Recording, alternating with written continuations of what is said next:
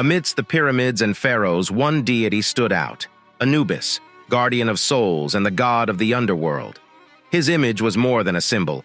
It was a sacred embodiment of protection and guidance. Anubis, depicted as a god with a canine head, transcended myth, symbolizing an extraordinary bond between humans and dogs. It was a bond so profound that it defined an entire civilization's spirituality, underscoring the undying loyalty and trust these creatures instill.